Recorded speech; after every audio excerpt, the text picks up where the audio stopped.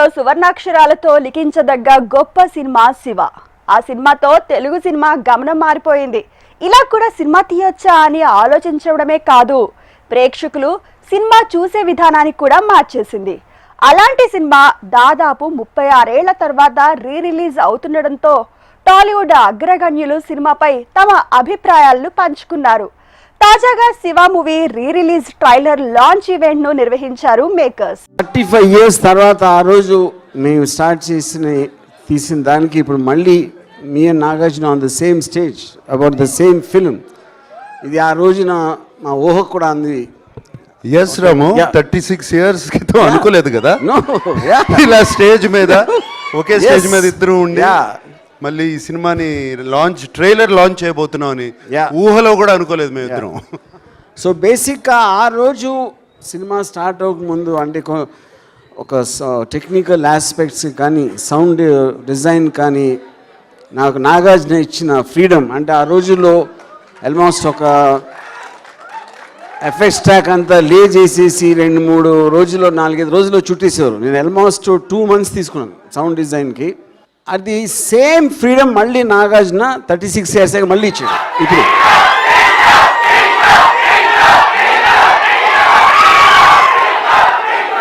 Exact అంటే మామూలుగా అన్ని సినిమాలు రీమాస్టరింగ్ అంటే చాలా నార్మల్ ప్రాసెస్. అది ఒరిజినల్ ట్రాక్ని ప్రాసెస్ చేస్తారు, మొత్తం సౌండ్ అంతా మళ్ళీ చేసి ఒక చిన్న ఒక ఆస్పెక్ట్ చెప్పాల్సింది ఏంటంటే ఒరిజినల్ సౌండ్ ఎఫెక్ట్స్ దాము అని చేశారు.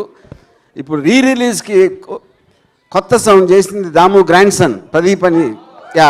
Is done and I think is done a better version than his grandfather. నేను పొద్దున్నే సినిమా చూశాను వాళ్ళ మార్నింగ్.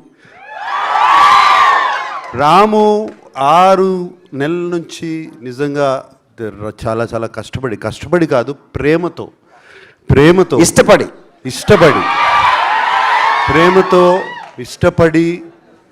ప్రతి సౌండ్ ట్రాకు ప్రతి ఎవ్రీథింగ్ ఆ ఒరిజినల్ సినిమా చేసినట్టు మళ్ళీ దీన్ని ఇంకొక మైల్ స్టోన్గా నిలబెట్టాలని చెప్పి చేశాడు. వాళ్ళ మార్నింగే చూశాను, ఇప్పటివరకు ఏమీ చూడలేదు. చూసిన తర్వాత Ramu asked me to see the film and I saw it this morning. It is outstanding. ఎప్పుడో చూసాము సినిమా, ఎప్పుడో చేసాము, ఇప్పుడు చూసి ఇట్ ఈస్ స్టన్నింగ్. ఇప్పుడు కూడా అదే టెన్షను, ఇప్పుడు కూడా అదే సౌండ్ ఇంత కొత్తగా ఉందేంటి. ఇప్పుడు నేను మొన్న ఈ మధ్యన చేసిన సినిమాల్లో ఎందుకు ఇలా సౌండ్ చేయట్లేదు, ఎవరు ఎందుకు చేయట్లేదు, ఇంత ఆలోచించి ఎలా చేశారు సౌండ్ డిజైన్ కానీ అది కానీ. అండ్ అప్పుడు మీరు మోనోలో మీరు కాదు, మీ నాన్నగారులు మీ అన్నలు స్క్రీన్ మీద లేకపోతే ఇప్పుడు మీరందరూ టీవీల్లో చూసి you have enjoying it in mono. But now in Dolby Atmos, you're going to be blown away.